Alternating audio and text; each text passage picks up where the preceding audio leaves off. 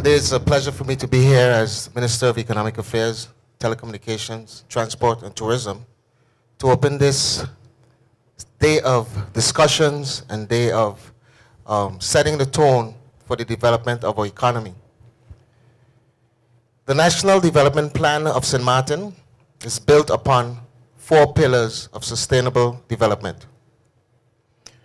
Namely, culture, environment and infrastructure, social and human development, and the economy.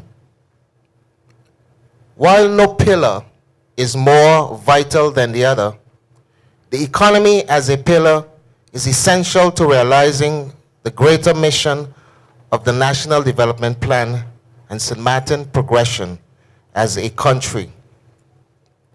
Today, we are here to begin the process of crafting our national economic vision. We are here to share our thoughts, views, and experiences to help design our national future.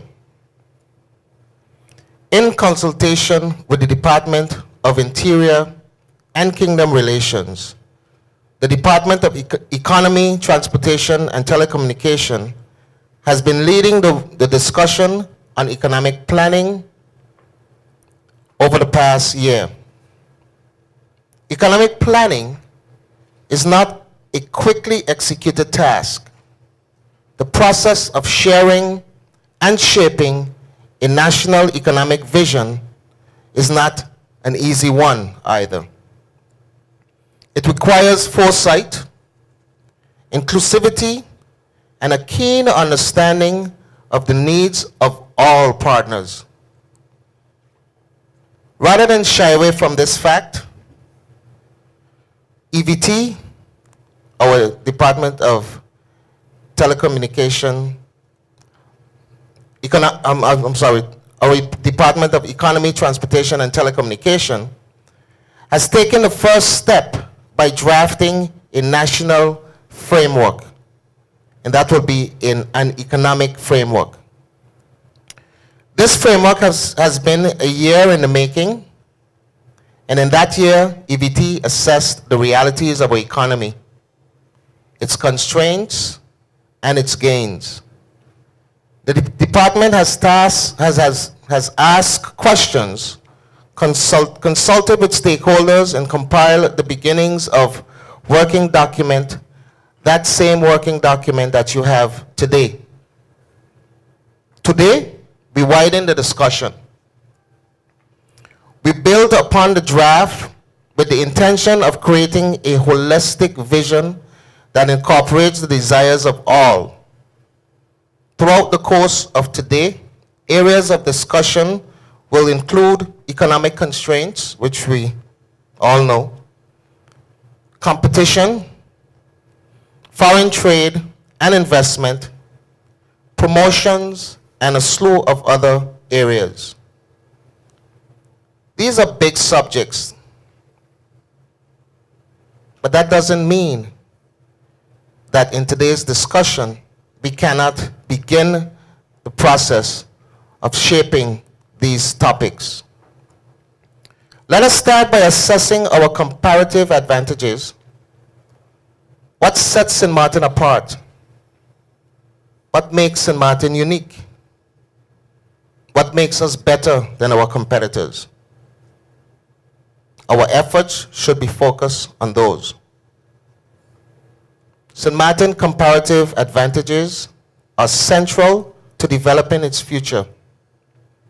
We must identify the advantages and find ways to build upon them while adding our existing products, our niche tourism, marine activities, agriculture, financial services, and logistical areas, all which are identified in the National Economic Framework as a viable aspects to our St. Martin economic development. Today, as we discuss these in this forum, for the sharing of ideas and insights, the Ministry will continue to lead the efforts in designing the National Economic Vision, and as such, it is not only the Ministry's responsibility in shaping or designing, but even more importantly, it is the private sector that brings this vision and mission to life. So I thank you for being here. I look forward to the discussions today. And I say God bless you as God bless our beautiful island, St. Martin. As the Secretary General of this ministry, it gives me immense satisfaction to see such a full house and for us to get to this point where we're here to discuss and consult towards the development of the National Economic Vision.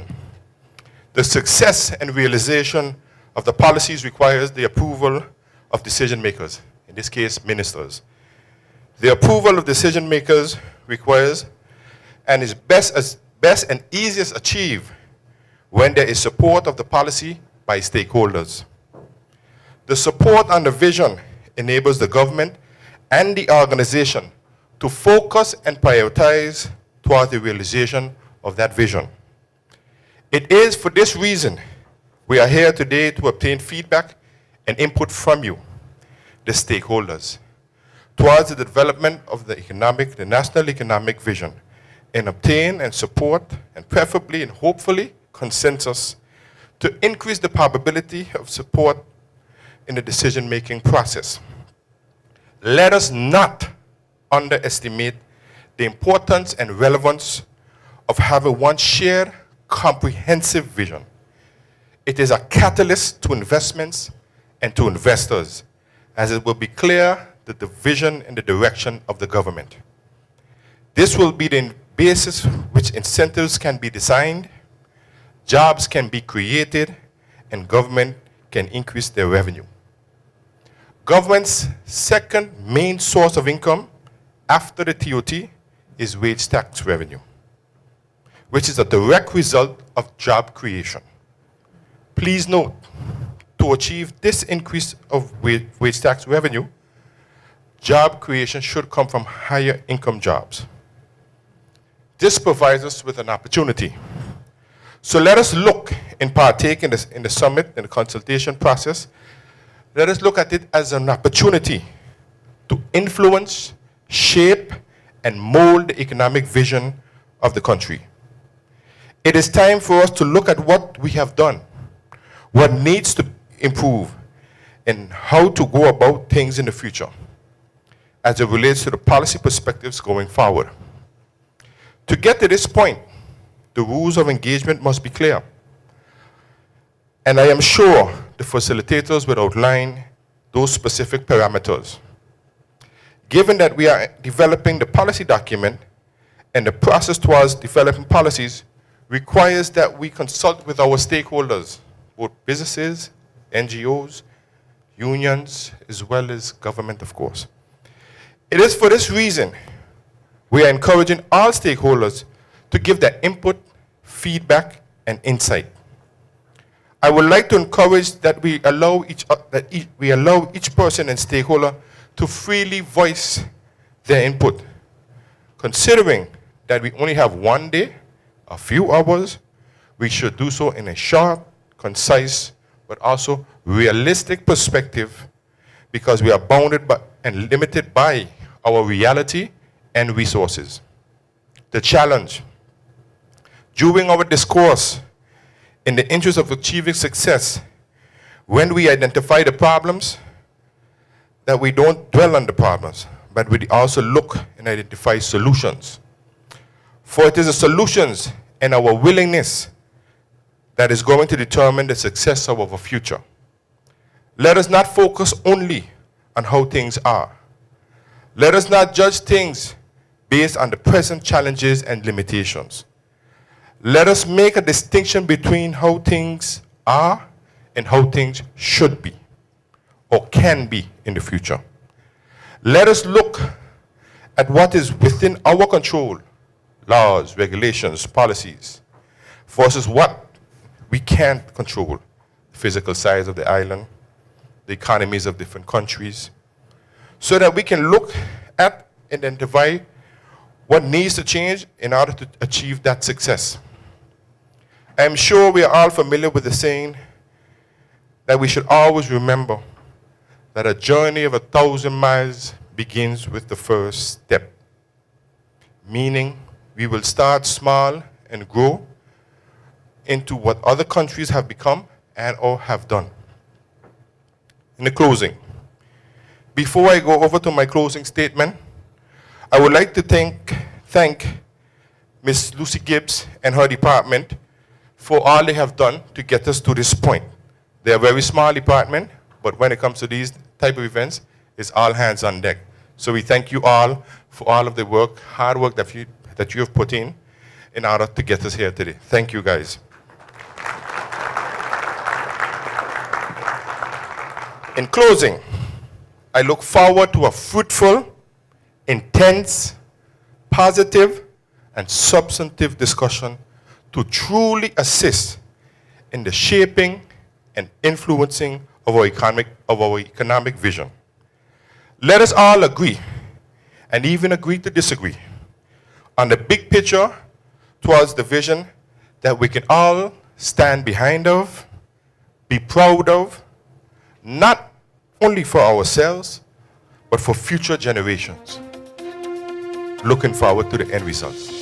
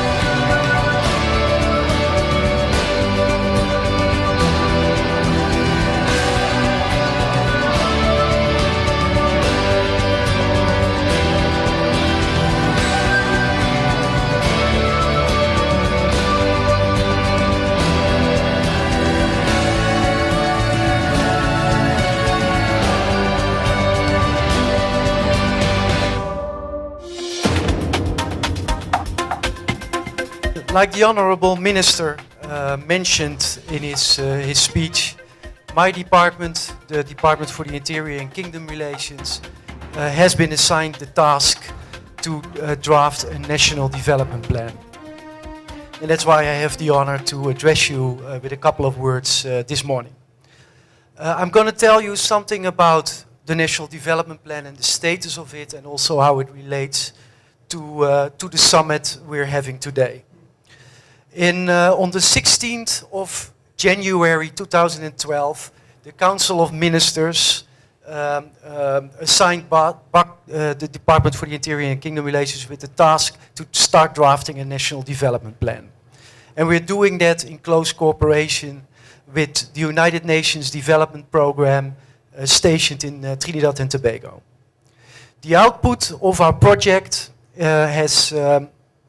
we're working on 3 outputs within this project. The first thing, obviously, is a national development plan. The second thing is a Millennium Development Goals report, following up on a report that was done in 2010. And we're creating a national development information database. Let me touch on all these 3 things shortly. The Millennium Development Goals are one of the inputs for the National Development Plan. There's some critics on the Millennium Development Goals, as they are specifically addressed to least developed countries. If you look at the first goal, $1 a day, you can say like, okay, this doesn't really immediately apply to Sint Maarten. However, researching the Millennium Development Goals and reporting statistics on where we stand, we found out that Sint Maarten is lagging behind on 2 of those Millennium Development Goals, where it is poverty eradication. We have pockets of poverty that we need to address, and also the environment is lagging behind. So these things we have to address. And we're doing that in the context of our project with the Millennium Development Goal Acceleration Framework, in which we align different initiatives to speed up progress on these 2 goals. The international community is already working on the follow-up of the Millennium Development Goals, because they are over. In 2015 they should be reached. So there's the international community is debating now on the Sustainable Development Goals, so the follow-up of the development goals, and they are much more aimed also on countries that are more developed, so middle-income countries, but also developed countries. So it's much broader.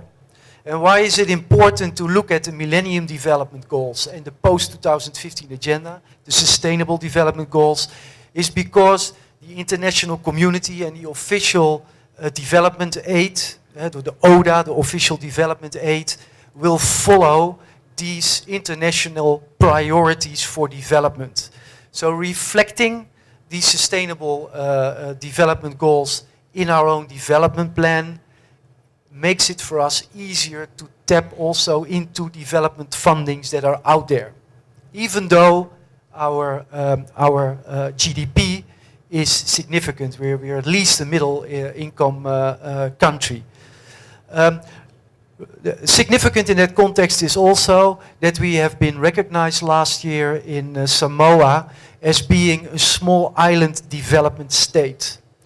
And the characteristics of small island development states are also important for our development. Small island states are recognized as being states that have a lot of vulnerabilities. They might have a significant income, but their economies are based most often on a single pillar.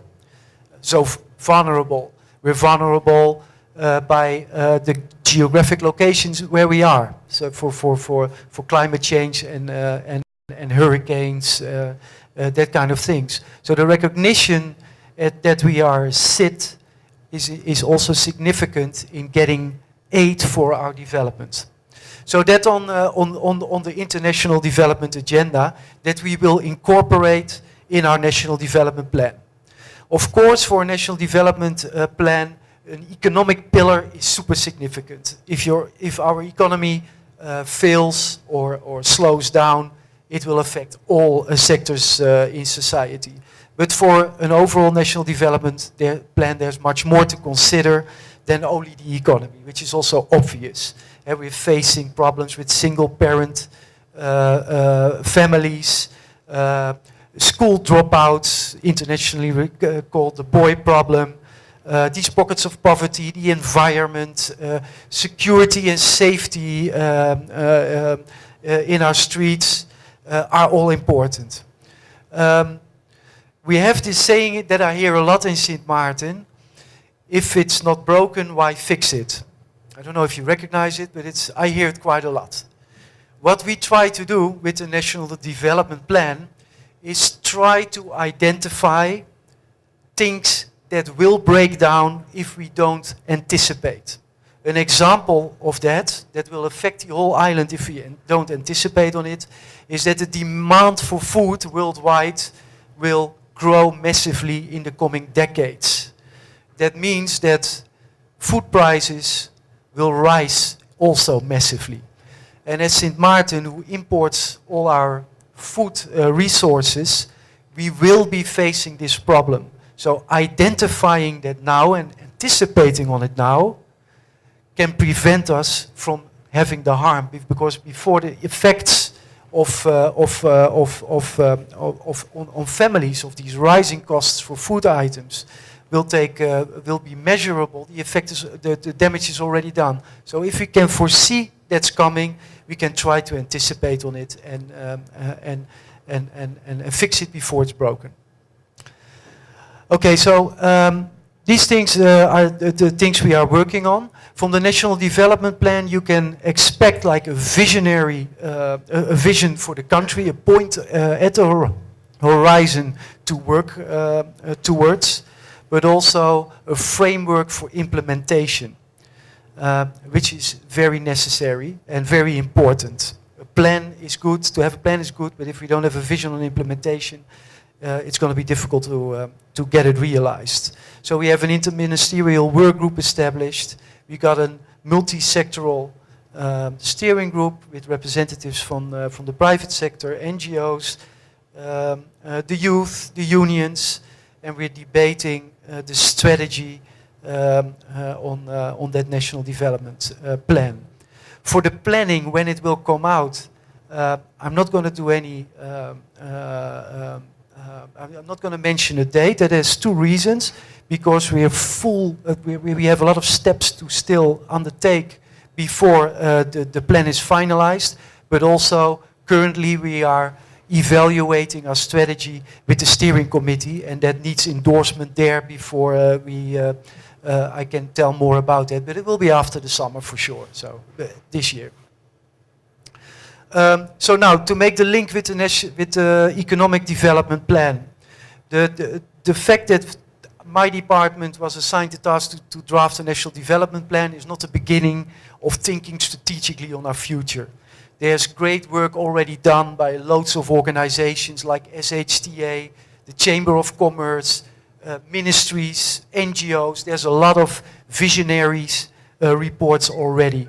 The National Development Plan will try to capture that. And it's also good that the Ministry of Economic Affairs, and that's why I'm very happy that this event is here, takes the initiative to debate the economic pillar already in this summit today.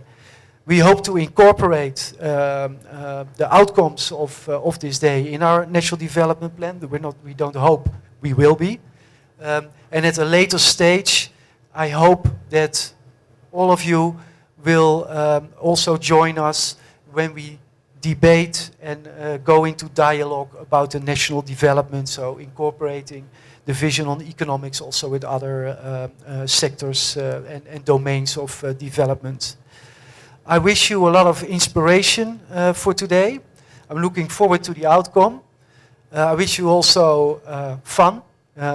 We need to do this together, so building on relationships and seeing where we agree and also choose to disagree. If we do that in an atmosphere of constructive thinking, we can achieve a lot on this beautiful island. I thank you and have a great day.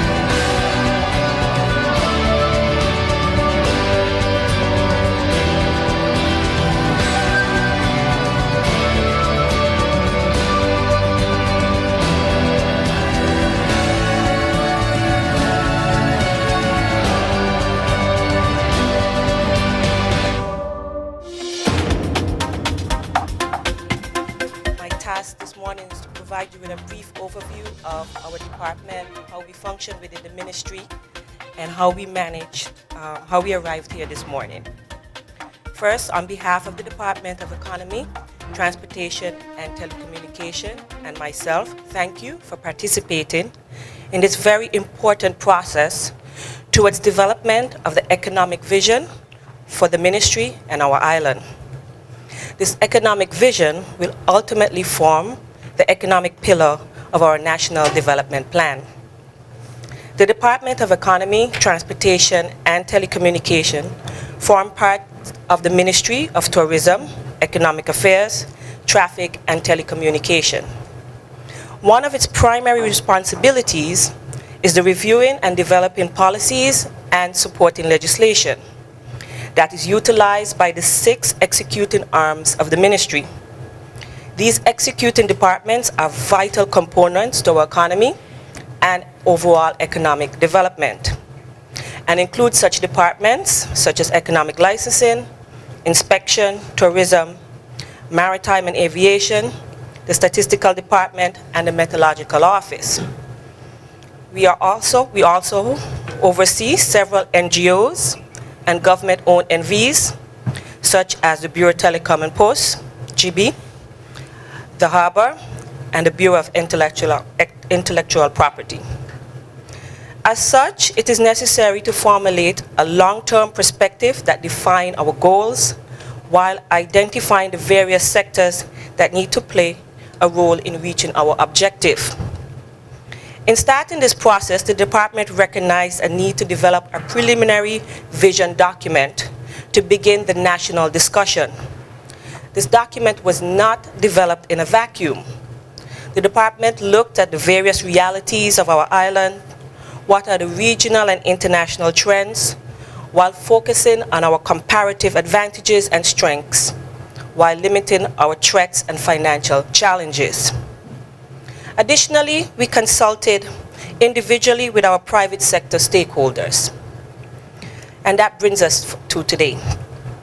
Our stakeholder partnerships is of great importance, as it is a codependent relationship, and our successes and failures are reliant on our collective collaborations. Today, our objective is to emphasize on the way forward. What do we want for a nation? Where do we see our economic road going? What is our economic vision, and how we will get there? Later this afternoon, we are going to have several breakout sessions where we'll get an opportunity to go into much more detail about the document that was developed. And this document is going to be our roadmap for our discussions. In preparation for this afternoon session, Mr. Jude Houston, Policy Advisor, author of our macro monitor. I think everyone should have received a copy, if not already by today. He's also the operator of our economic macro model and statistician. We'll present an economic vision, economic situation, both historical, present, and future. It is very important that we have a keen understanding of what our economic situation is, because it will determine the outcome of our discussions. What can we really achieve? Followed by Ms. Makisha Brooks, Policy Advisor, who will present the economic framework document in detail.